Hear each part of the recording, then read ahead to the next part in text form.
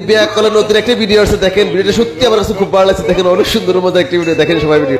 টাকা গুনছিলেন না 240 টাকা, কি বিক্রি করে পেয়েছো?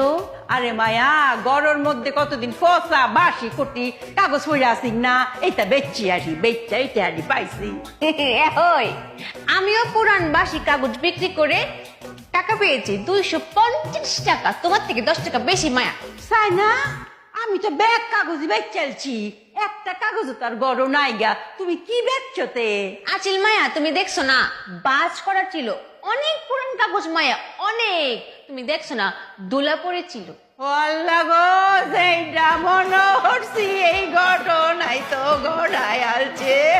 সাইনামারে, আরে এইটা তোর বাপ দাদার সম্পত্তির কাগজ, দলিল, তোর দাদার আমলের দলিল, তোর বাপের আমলের দলিল বিক্রি করে বেতন জানারে মা, এটা রাহুল লাগে। মায়া তুমি ব্যাক কল করে দলিল কিছু তো কি হয়েছে, পুরান না বিক্রি করেছি, টাকা পেয়েছি 250, তোমার থেকে 10 টাকা বেশি।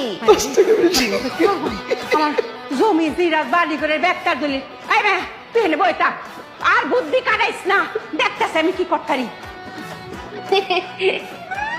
হিংসা 10 টাকা বেশি না, এই জন্য জ্বলে পড়ে চারকার হয়ে যাচ্ছে। নিজে পুরান কাগজ বিক্রি করলে কোনো দোষ নেই, আর চাইনা তার থেকে পুরান কাগজ বিক্রি করেছে, তাতে চাইনার দোষ হয়ে গেছে। 10 টাকা বেশি বুঝি জমির এগুলো, দলিল বুঝি। বিক্রি করে